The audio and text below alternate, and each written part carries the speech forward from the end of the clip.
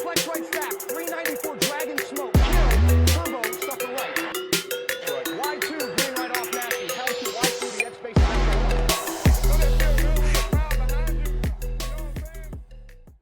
Hey everyone, welcome back in the huddle. It's time for a brand new season. Sky Stauber here, ready to go over the draft that just went down yesterday. Been a Going to long go over off some, season. go over some draft grades and go over our predictions for the season. I know y'all love to hate that. But what comes first? First come first. So how you doing, bro? How was your off season? Man, I'm ready for football season, man. It's been a long season of summer. I'm ready for the fall and winter, man. I'm ready to get to it. I'm coming off a championship run in the other league, so right, pretty close last year in this league. So I got one of those. I got one of those as well. Wasn't good in this year, but I got one of those championships as well. I got something to brag about at least. It wasn't a lost season in total. Yeah. Long off season, a lot of moving parts. I'm glad to be back. We got a new format to talk to you guys about today as well. How we're gonna keep things moving for the rest of the season. Gonna change it up a little bit, but we'll get to that at the end. But first things first, let's go over that draft. It was a long draft. I still believe the draft model, doing it offline, is still fun. How you think about that? I don't mind. You just got to be prepared, and I like that. I feel like I got an advantage in the later rounds. So it's not a big deal to me, Yeah. I feel like it's been getting better. People are coming to the draft now way more prepared than they were 5 years ago. Yeah. Where some guys are just preparing for the first 10 rounds, and after that it was just like, let me get let me get as soon as you hear that, let me get that's how I know you don't got your pick. Yeah. But going forward though, I definitely think we need to go ahead and put a clock in for these for these picks, because it tends to drag. I try to give that leeway, but it tends to drag. We gotta put some kind of stopgap in there. I will say the draft went by quick this year, so it didn't feel like it though. But in the grand scheme of things, it was faster than it normally was. Yeah. But during it did not feel like it was going slow. I felt like it was dragging as hell, especially when Ray picked. It felt like it was going slow as hell. 20 minutes. 20 minutes. Per. Back to back. How did you feel about the draft in general, like the players and stuff? Because I felt like this year, like rounds 10 through 14, it was kind of hard to find players that I actually liked. Like everybody in those rounds, I was kind of like, no. There was very few gems, in my opinion. I actually thrived in that area because there were a lot of guys that I can find upside, and that's kind of what my team's based upon. A lot of high upside and trying to find good filler players to fill out and round out, because we got 50,000 players plus defense. So at some point, let me get a defender that's going to earn more points as a starter than a backup bench player that's going to help me on the bye week. So kind of strategizing based around that. Definitely. Yeah, that's a good point. I did a few mock drafts, and I think for me, having losing that first round or that first round keeper, it hurts. I mean, I couldn't drop CeeDee Lamb, and I told Ray this to his face. I was like, "Look, I was going to drop CeeDee Lamb, but you picked first, and I knew if I dropped him, you was definitely going to grab him, and you already had Justin Jefferson. I couldn't allow you to pair them two together. So I was like, just off the strength of that, I was like, nah, I can't do that. Even though I would have got Burrow, I was like, nah, I can't. When I did my mock drafts, I had him picking Burrow every time. I knew he was going to do that, and I knew you were going to keep CD. Well, my thing was my keeper from the year before was Dak. I'm definitely not spending the first round on him. When I got him in the trade from you, that's why I was like, this is going to be a 1 year type of thing. And so I ended up getting Bo Nix last year in the trade, and I think he was like 8th or 9th round. That's and good that's a steal for me, because I think he's going to be an elite quarterback fantasy wise this year. So I think that was a good placement. But yeah, I probably would have dropped CD and tried to get Burrow, because I was thinking I about it. don't I know. was real close. I was real close. He's not But going to what get really the hurt same me is volume, I think. I mean, I don't know because they have their defense is hurting. They have no running game. Yeah. They're gonna throw the ball a lot this year. They're gonna throw the ball a lot. I think he might get a lot of, and that's the reason why I kept him. I was like, he's gonna get Yeah. a lot of targets. But what really hurt me was I had him in the first and I had Daniels in the third. So Yeah. having So losing you really didn't those pick. picks, those two really hurt me. Hmm. So that's why I was kind of like, I don't want to keep CD because I need to not have enough first and third round pick. And I thought about Hmm. keeping Connor, and he was in the fifth. And I was Yeah. like, shit, or not, it was a Connor or James Cook. One of the two was in the fifth. And I was just I like, think, nah, I can't. It's think just James too Cook much. was round 4. Okay, yeah, that was too much. Too Yeah. much early in the draft. So I'm gonna ride with CD. If my team starts to do bad, I'm gonna sell him. I'm gonna So that's sell him. one of the things, man. Like when you have those players, their value is so high that it's hard to trade them sometimes. So like if he's having a bad year, what are you really going to get from somebody that you're willing to trade for? Like what is a bad year for CD? I mean, no, it's not his quality that I'm worried about. Like if he might still ball out, but if my team personally is not doing well and I'm You need not making a run in assets. for the playoffs or for a championship, then I'm selling. I'm Yeah. selling CD for somebody else I can keep in the later rounds and then just start from scratch the next year. There's no point Hmm. in keeping him on my team if I'm not going to be doing well. But I think with him on the team, him being a cornerstone of my receivers, that we can go somewhere with that. But it's a I can't keep him next year with this team. I don't know. I don't know. I was hating the mock drafts that I was doing because of that. So that kind of goes into the next topic in terms of rankings and where you think your team ranks. And um, based on like the keepers, the way I set my keepers up, again, I base mine on like super young talent and high upside with Nico Gibbs and Bo Nix. But where do you think your draft went in terms of against the league? Because looking at the teams, it's not like you have a bad team at all. I personally felt like my receivers could have been better.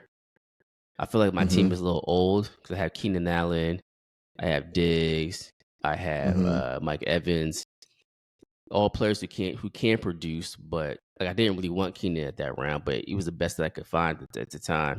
Hmm. And then Diggs, he could be good if he comes back healthy enough. I mean, he might need to ramp up a little bit.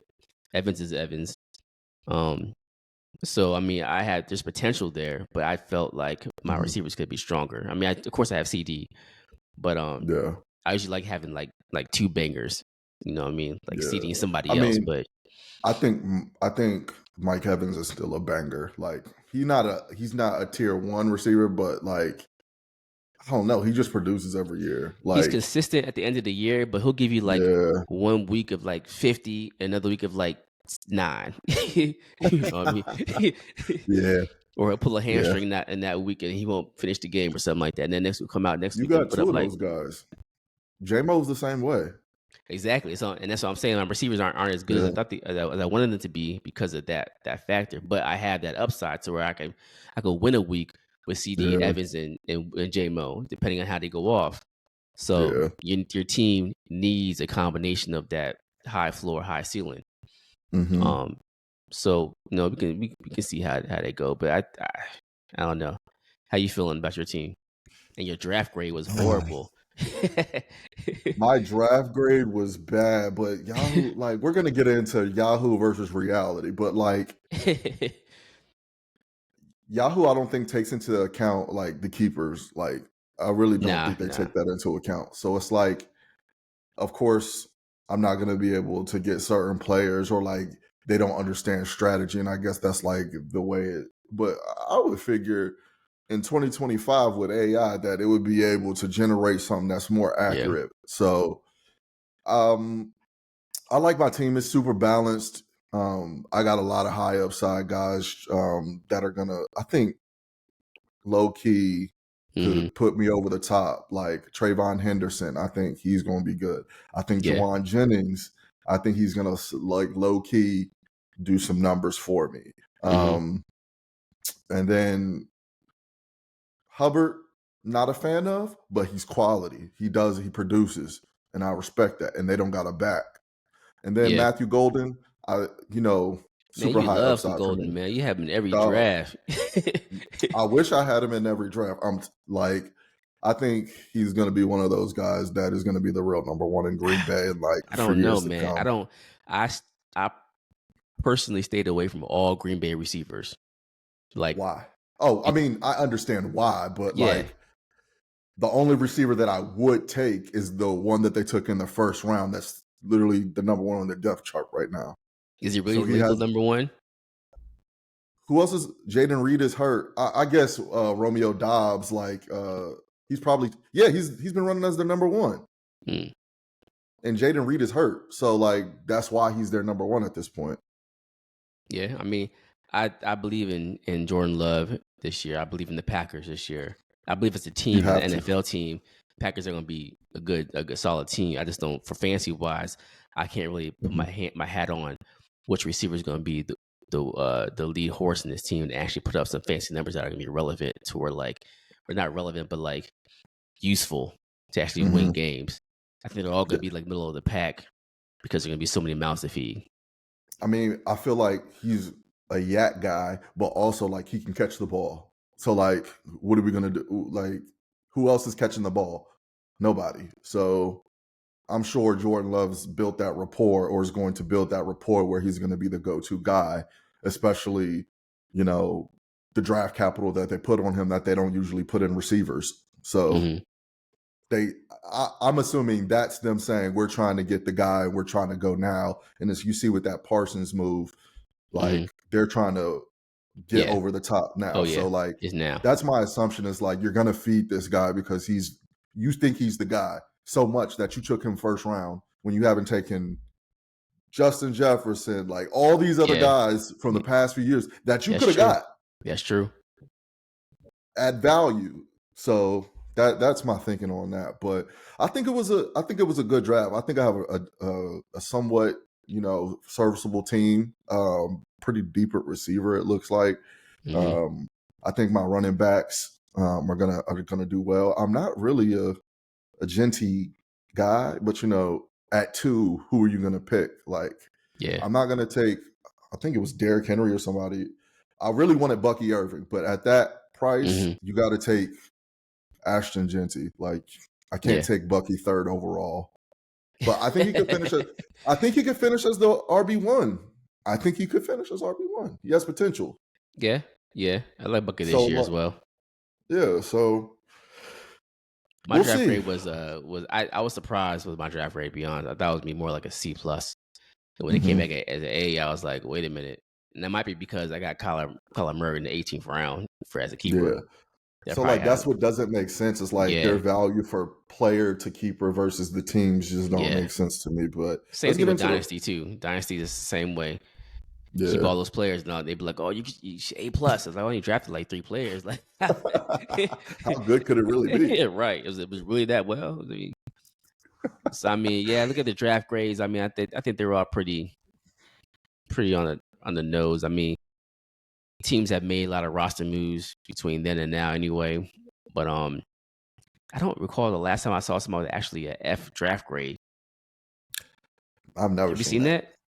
No. I think it's always been D and above, but F is tough. It's tough, BK. It's tough. 100%. I'm just saying, Yahoo draft grades is you take it with a grain of salt. If you tell me I'm an A, I might be somewhere between an A and a C. But if you tell me I'm an F, there's a little bit of truth to that. Right. But I will say, usually every year I get a B or a C, but my roster dramatically changes. My roster never looks the same by week 5. It's completely different. So I don't really care about the draft grades, but let's get into the rankings. I think it's rankings, fun, man. I don't know. I don't want to do this, man. I don't want to do this at all because every year it's a fucking mess. It's a fucking mess. It's fun to do, but man, catch so much hell. Let's do it. Let's go. All right. So, we go start with 10. All right. So for Wait, 10 and 9. you want to give the Yahoo ranking first, or you want to give our ranking? Sure. Let's go Yahoo. So we do draft day rankings, or let's do draft day rankings. All right, let's pull it up real quick. What is Yahoo talking about right now? So Yahoo said, let's go with draft day projections. Had Represent at 10. Oh, I'll say BK at 10, Clarence at 9, Quan at 8, Chase at 7, U at 6, Morrow at 5, EJ at 4. It's a come up for EJ. It is. Brandon at 3, me at 2, and then Ray at 1 at 14 and 0. I saw that, and but we'll talk about it. Yeah. So okay. Let's start with 10. Who do you have at 10?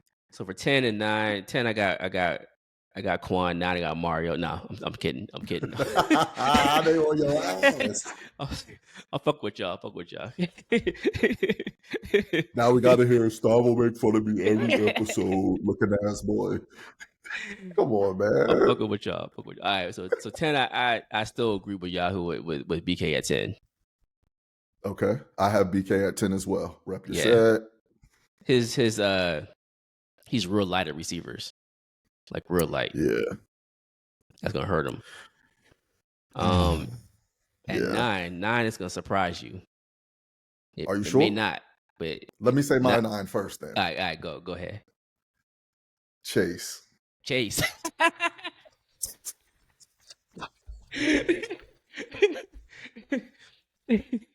I had Chase at 9. Shit. Bruh. I'm glad we both were on the same page. Yeah.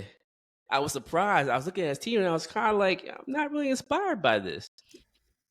I'm surprised myself. He was doing other things though. So like I don't think that's fair for him. He was doing other things. Yeah. So yeah, but I got him at 9. It wasn't his best day, but we saw why. Yeah. So. His bench was a little light. From what I saw. But yeah, I was putting his name down at 9. I was like, shit. Yeah, I did not see it coming because I really hadn't looked at the teams and complete until, today. And so I was super surprised, But I expect him to make some moves, make some changes. Oh, yeah. He's always a good player, so. He's going to bounce back. Be on the lookout. Yeah, he's going to bounce back. Who got it? Number 8, I had EJ. Oh. Wow. I feel like I feel like his flex and his bench players weren't that strong. I feel like some of his top end starters were solid, but his flex and bench can use some help. Okay. I got Clarence at 8. Oh, really? Yeah. Okay. So we differ a lot. So why 8? I struggle with this because his quarterbacks are crazy. Yeah. So like he's always going to be in the game, but he has no depth at receiver. Like if he loses a player, he can replace him, but I don't know. Like I just don't feel confident. I don't. And then like right above that, I have Quan. So. Oh, really? We are definitely different. Okay. So yeah, Quan at 7. Yeah. Okay. I was choosing between. So I have you at 7. Mm-hmm. I like your team in the top end. I'm not as strong on Golden as you are. So to me, I looked at him as being more of a lower end receiver. But I can see why you like him a lot, and you made some good points. Mm-hmm. But when I was looking at the team, I was like, okay, I'm not that big on Golden, but you have, compared to like EJ, you have better bench players, and better flex players. So I put you above EJ. I think Trayvon Henderson is really gonna I don't think people have taken into account that he's not gonna be on the bench for long, and right. I think he's gonna be elite. Look at your team. I was like, I would put Trayvon Henderson starting above Golden. I mean, maybe the first game. I don't have my starter. I haven't really looked at the matchups, so it's. I'm thinking about long term. My team's probably gonna either start out fast or slow because they're super high upside. Like it's gonna take them some weeks, but yeah, that's what happens when you pick for upside. You're not gonna have immediate results, and I'm okay with that. Yeah, that's very true. Okay, so for 6, I had Clarence. I actually liked Clarence's team. Um, his quarterbacks were good. He had some solid stars in there, some solid players in there. His bench was decent. Hmm. And I think he has a decent schedule as well. So I it may help him a also little think bit. I think I have the hardest schedule. Uh, So that's also looking at it. It said that I had the hardest schedule. Apparently, so who'd you have at 6 then? EJ. Okay. That's Yeah, some strong words for EJ. I mean, that's better than yeah. I think we had this. him Might be last. his. Did you pick Yeah, him this is last? gonna be. Yeah. I think this is gonna Yeah. be his best year, and that's what Yeah. happens, folks, when you have a draft board and a And you cheat draft sheet. in person at the house rather than doing remotely. Hmm. Good job, Always comes out EJ. better. Good job. Glad you learned. Yeah, bring the kids again. They always welcome. They always Yeah. welcome. All right, top Who we have 5. at 5? Who we I have have at myself at 5? 5. Oh, okay. Put I me at have Brandon. 5. Brandon actually had a solid draft. He did. He had a solid draft. I put myself at 5 because I felt like I said before, my receivers can be a little iffy, a little upside there, depending on how they do. It's really gonna carry me if they don't pan out. If Keenan Allen doesn't do shit. Hmm. If J-Mo just is too inconsistent, then I'm gonna struggle a little bit. But if they all, Is there no worry about second year regressions with Jaden Daniel? Nobody's talking about that. I don't think so. No, I none. don't think so. Nah, I don't think so. I mean, and You I know I'm a homer, but I don't think so. I'm reluctant. I'm like I'm optimistic, but I nah, don't I think he think has the he's same year he has last year. I don't think he has a tier 1 year. okay. So when you say not tier 1, you saying he's not going to be I think he'll be in that top second 10? pack with my tier 1 is top 5 or top 3. It's like Hurts. Okay, Man, I'm having a brain fart. Hurts, Allen, Josh Lamar, Allen. Josh. Yeah, those 3 tier 1. Tier 2, the next level's like, or I'll throw Burrow in 1 because of volume, but he Okay, doesn't have the running. So like, if it's tiers, then I'm gonna go off that. But I don't okay. know. So hold on. So I are you don't saying he could be know. top 5? Jaden Daniels? Yeah. No, I don't. He can be top 5. Yes, he can be Okay. top 5. But I'm saying second year regression. Yeah. Nobody's even thinking that that's a possibility, and I'm like, that very well could happen because when you watch their games last year, how many really close games did they win? Okay, what if they lose those games? Yeah. What if he has a bad game? Like, you know what I mean? So it's like, I'm just being realistic. People usually don't. Okay. There's usually a sophomore slump for a reason. There is. But There is. But he got more weapons, Debo and all them. So fuck it. So let's. I'm pulling it up now. So last year in our league, he finished 1, 2, 3, 4, 5. He finished 7th. Mm-hmm. So I mean, I'm fantasy wise. 7 I with a think slow 7th start. is still possible again. For sure. That's something. I mean, it was Burrow, Lamar, Goff. So surprised Goff was 3 actually. Baker, Josh Allen, Bo Nix was fucking 6. Wow. And then Jane Daniels. Bo Nix didn't start the whole year, did he? Shit. Yes, he did, bro. He started I'm from the beginning telling last you. year. Okay. Yeah. I'm in on him as well. So the thing is, like, yes, in real life, I'm like, yeah, Jaden Daniels, but it's a lot of other quarterbacks who are going to do a lot. Justin Fields could be QB1 just off. They're just going to run the ball the entire time, like, and throw the ball a couple times. So it's like, that's what I'm thinking about. Like, in totality, it's more possibilities for other QBs to have not bigger years, but bigger years than they had last year. So Drake May could have a big year. Yeah, JJ McCarthy could have a big year. Those kind of guys. Are they going to have better years than Jaden Daniel?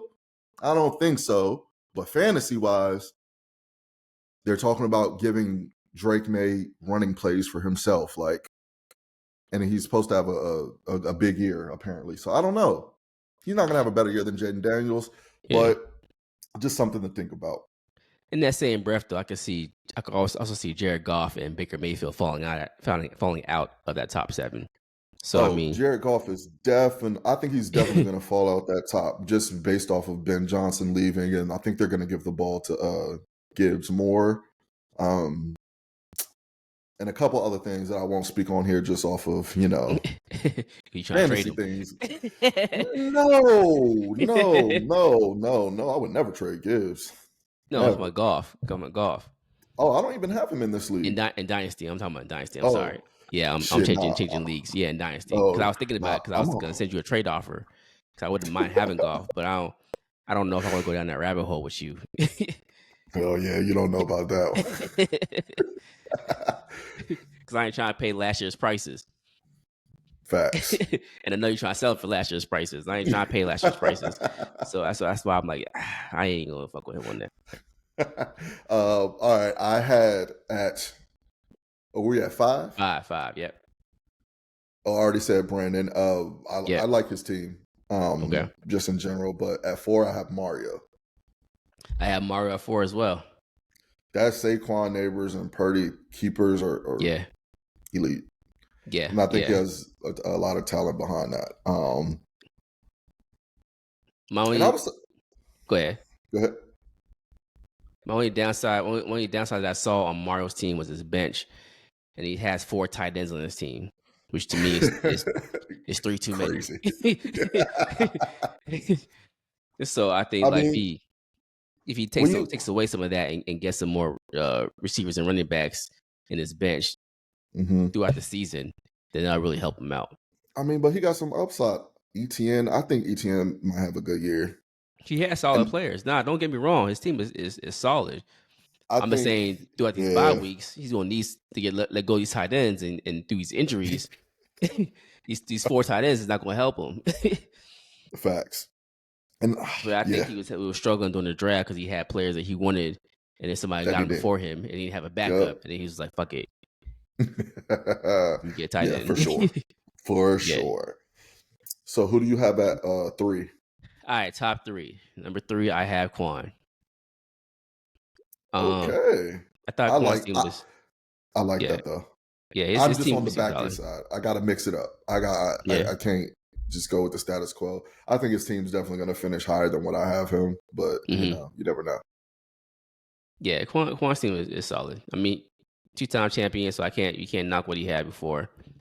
Same keepers he kept for the past 4 years or so. So his foundation is always solid. And with great value, with Tyreek being late and Lamar being late. So yeah, he got a solid team. For sure. I have myself at 3. Okay. I'm always pick myself high just because I see what I'm doing. I see the vision. Like y'all don't see it. I see it. So you don't see me? Right. And I think the upside, if shit pan out how I think it's going to, I think it's going to be a good year. And I feel like I always have a really balanced team. Like I always have a deep bench where if somebody get hurt, plug and play. And that's why I can always trade, because I always have trade value on my bench. And so that's why my teams never look the same that's after fair. a certain period. So, yeah. Okay. So number 2. Number 2, we have Gustavo. I think you're going to have a good year. Okay. I think you're going to have a good year. I'll receive your blessing. Right. Yeah. I think you're going to have a good year. I hope so. I'm not trying to get too caught up in the draft grades and the Yahoo hype, but I think that for me it's weird. Like, the leagues, there are times that I draft and I'm like, this team is solid. This is the years I do shitty. And times I leave the draft and I'm like, man, this team, I don't know, man. This is times that I win. Like last year, I swore after the draft, my team was like, I got all the players that I wanted. I was fucking hyped, and I didn't do shit. I didn't do shit. I had to make all kind of trades to even get back in the game. I couldn't even get there. But when I left this draft, I was kind of like, meh. And Yahoo was like, you the man. I was like, all right. Yeah. That's what when I saw your draft, I was like, God damn. Shit. All right. You must have knew what you was doing this year. I'm gonna go ahead and take all that. Yeah, I was in my bag. Yeah, All I can't right, even man. bullshit through that. But for number 2 for me, I was surprised by I put Brandon there. I thought that I can he see came out why. he came out of the draft really well, and especially for his first draft in this league. Mm-hmm. And I do this for him the same thing I do with anybody who's new to the league. Like, hey, give him a heads up. Hey, super flex league. QBs go quick, so just to be Mm-hmm. mindful of that. And that's pretty much it. And you see all the settings when you go. And I give you the league, so you see the settings already, so you know the point system. But he definitely took that to account, and he drafted his Facts. QBs early. And yeah, I think his team is solid. I think the only thing that stops me from putting him that high is his flexes. Like, I think Aaron Jones is going to get hurt, and Austin Eckler isn't going to last as the starter. So I think those two guys are on the block for me. But shit, he got Charbonnet. Kenneth Walker. What his health history looked like. Right. That's about it I can speak for. I think Kyle Williams isn't going to have a big year. Rico Dowdle. I think Kyle Williams is a sleeper, though. He is a sleeper, but a sleeper enough to put it every week? Not in the beginning, but I think he'll start to pan out later on. I think he'll be behind Diggs. DeMario Douglas, they've been talking about, and then Kyle Williams. So who is it? DeMario Douglas. But you also I think they're going to give the ball to Trayvon Henderson a lot. Oh, they're going to run the ball. They're going to run the rock. Oh, yeah. So how many opportunities is he going to get, even being a sleeper? I think he's worth when it really matters. When it really matters. I have so you're right. There's a lot of mouths to feed. It's still a young team. They're gonna run the ball a lot. Drake May's gonna run the ball as well. Mm-hmm. But let's say Diggs just comes out and he's not fully healthy, and he's not back to his regular self. So then he's kind of more of a decoy on the field. So now you're dealing with Douglas and Kyle Williams. So there's a chance that he can have flex appeal. And with Drake May, he can have decent amount of touchdowns. Mm-hmm. I'm not saying he's going to be like a game changer or win him the league, but I think he's. Oh no, I hear you. I'm just trying to think, like, even if Diggs is a decoy, are you putting Kyle Williams in a two receiver set when they're running the ball? And then, so I don't know. He is a sleeper. I do like the value that you could get from him. I just don't see it panning out at all this year. That's fair. This year for sure. But no, I really like his team. Like that receiving core is kind of crazy. Chase, Thomas, McMillan. I think McMillan's gonna be nice though. I think he's gonna be nice. McMillan's gonna be nice off the sense of just the sheer volume. Yeah, that's what I mean. The sheer volume. I heard somewhere that they're saying that the Panthers are gonna be this year's Bengals, whereas it's bad defense 50, and just passing the ball and just trying to score as much as they can. Like a poor man's, very, very, very poor man's Bengals. Don't even put them in the same sentence. Yeah, not in the same amount of scoring, but like the same concept where defense is gonna be bad, but they have options now in the offense where they can actually put up some points. So I think he'll get a sheer volume. Yeah. Oh, yeah. So I guess we both had the same one for number one. Both had Ray. Yeah. And I was talking shit today. Yeah. To Ray, but I'm gonna give him his props in this league. Definitely has a stacked team. Yeah, I can't knock it. It's tough. It's tough. I'm waiting for an injury to happen. See how he plays it. That's what I really want to see. Injury to what? So which one? Which position would hurt him more? Receiver or running back? I don't mean to say that intentionally. I want his players to get hurt. I'm just saying, like, I want to see how he plays his bench, because I like Evan Ingram. I like George Pickens. He has Brock. He could put Ingram in the flex if Debo's not playing. Like so that's what I mean. Like, just I'm interested to see how he plays it on what weeks matching and how he matches up players. So it'll be interesting. Yeah, he has. There's very going through all the teams that it felt like there was only a small, maybe like 3 teams that really had like a strong bench. Mhm. And Ray was one of them, and that was why I put him up top, because I felt like if shit was to happen like that, or through bye weeks, he could still plug and play and still win some games. Where other ones were like, shit happens to you, you might be ass out with some of these players. Right. But he has to have Pickens on your team and be on the bench. Where I know Pickens on some teams will be wide Starter. receiver 2. You know what I'm saying? Yeah. So like that's a flex. Pickens on the bench, CJ Stroud on the bench. That's a Was subtle that a flex. pun? So Was that a yeah. pun, Gustavo? No pun intended. But yeah, I think he's a solid team. I give Ray his props. Like For always, sure. I think he'd be number one. For sure. So we'll see. But I at least have me going to the playoffs. So That's all that matters. Just getting yeah, in. just getting into the playoffs is just this. From there, Yeah, it's a toss up. Anything can happen. Yeah, I agree. All right, y'all. So let's get into So we're gonna change things up a little bit. I alluded to it earlier on. We're not gonna do weekly podcasts anymore. We're gonna change things up and do it every 4 weeks, and we're gonna kind of go over our forecast for the first 4 games, and then weeks 5 through 8, and so on and so forth. And when we get to the playoffs, we'll start doing it week by week into the championship. That way we can have less episodes, but with better content for everybody. That's the goal, at least. To get you guys to listen to it more often and be able to digest it better. So with that being said, let's go over some of these first 4 weeks, kind of like as an overview, not a real deep dive, but kind of overview on like scheduling and who you think is going to come out the 4 weeks rosy versus like coming out, lumps in their head. How you feeling about the first 4 weeks? So I think the best starts, Ray or you. I think you guys should open the season hot. And then I think you got in the first 4 weeks, I think I'm a dark horse, bro. Only team I'm gonna lose to, I think, is Ray.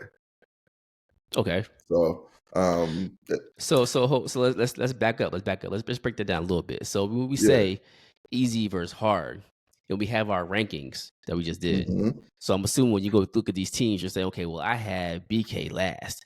So it's like, who's playing BK in the first 4 weeks? It's kind of how you break it down. Like, okay, this team is going to be, it's a win. Yeah, and you ain't let me finish, but I was about to say BK is definitely starting 0-4. Damn. Yeah, I think he's starting. Nah, I didn't put numbers to names yet. I will always put numbers to names. Oh man. I did as well say that BK, I believe, will have a tough schedule for the first 4. I also put down Quan. What do you think? Numbers wise, I didn't even look at this. I gotta break it down. BK's team is his fucking his receivers are just hurting, bruh. Well, you don't even have to do that. But why do you think his team is going to perform so badly? Is his team just that bad, or the other team just that good? I think that's the better question. Okay, that's fair. I'm pulling stuff up now so I can look at it real quick. Yeah. I'll be honest. His team, his team is bad.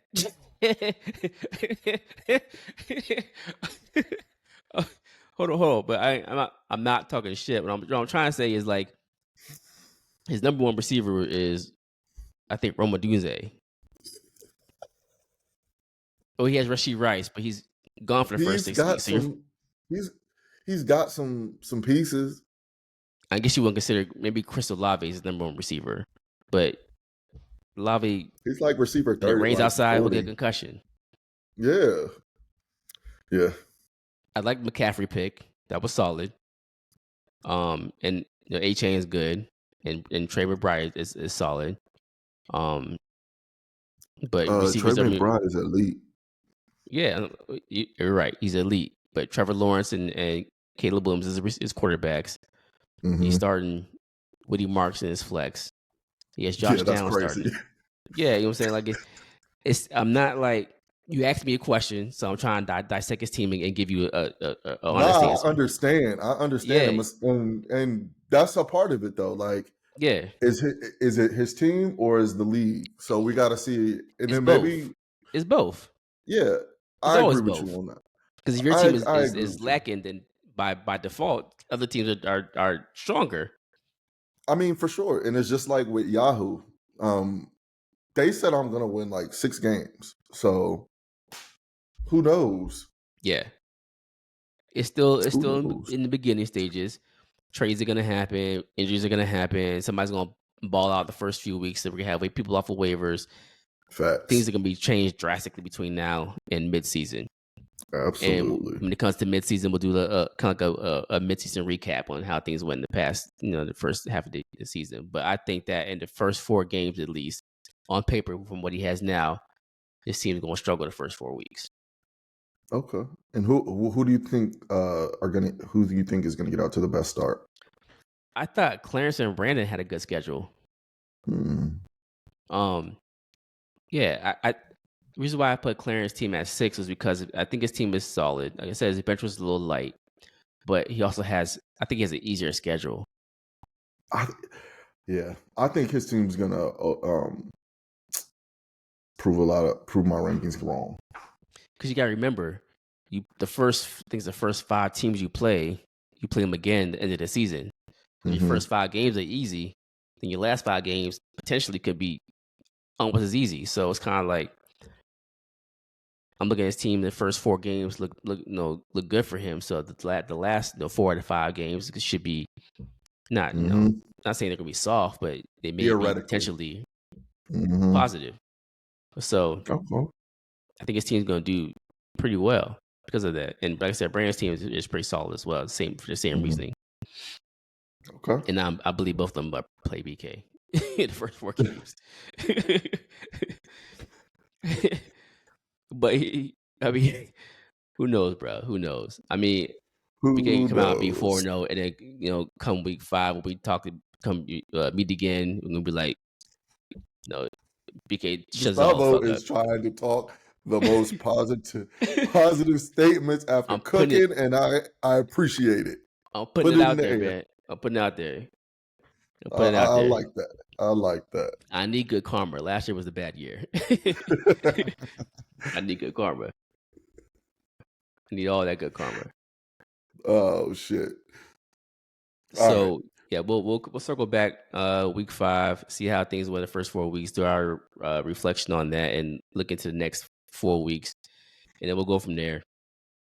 We may sprinkle in some podcasts in between if like something happens in the league or it's like important or a discussion happening you want to capitalize on, bring somebody into the pod and kind of have that conversation. Maybe like some smaller mini pods in between. But I think this format for us is probably better to keep things concise and keep the content good and solid. For sure. To get more viewership, we need y'all to listen because y'all don't listen. There's no point of us doing it. Right. I do have a question for you. Y'all. All right, what's up? I do have a question for you. So, who's hitting the waiver wire panic button first? What team? Panic button?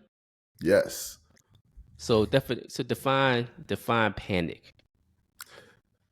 It takes 1 week. Projecting, who do you think is going to be like, ah, shit, I need to get somebody now outside of BK? Knowing the owners of the teams and previous years and how people maneuver, who do you think is gonna be hitting the waiver wire panic button first? I mean, obviously Chase, because Chase maneuvers the most on the waiver wire. I mean, but I wouldn't call it a panic though. I would say that Chase is always in the waiver picking up and dropping players.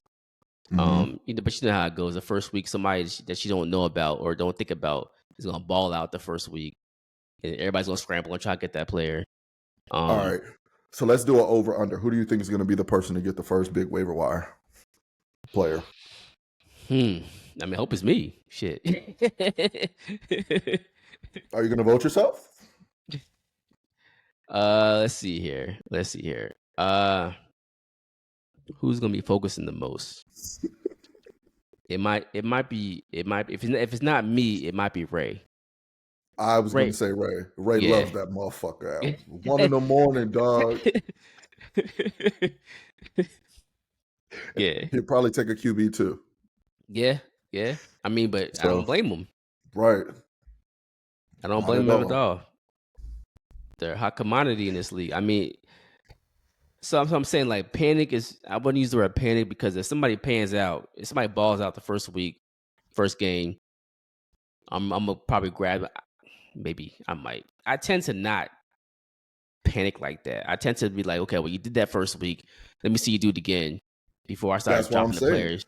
Who do you think will be the person to Okay, that's fair. drop a player that you Yeah. drafted for a Yeah. guy who just had one good week? That's panic. Yeah.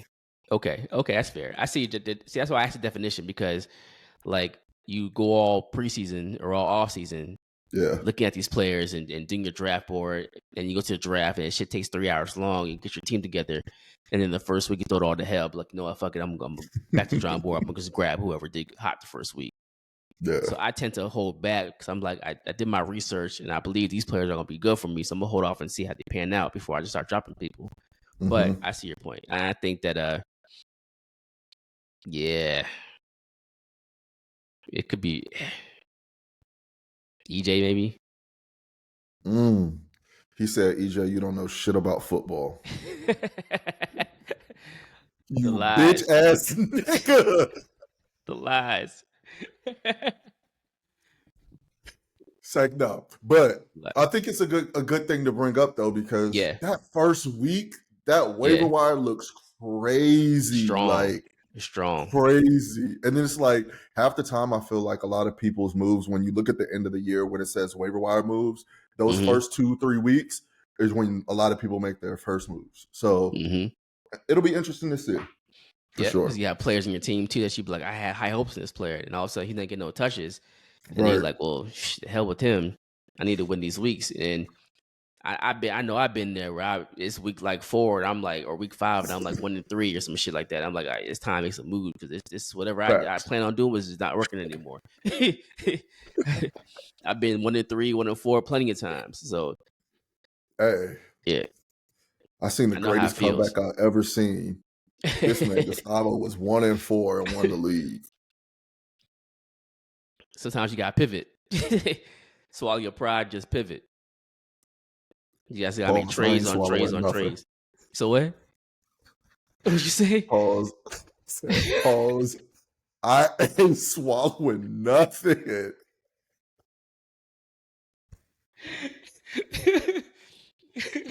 And I think this is where we end the pod here, folks. It's getting a little late for us, a little slappy. We appreciate y'all for tuning in.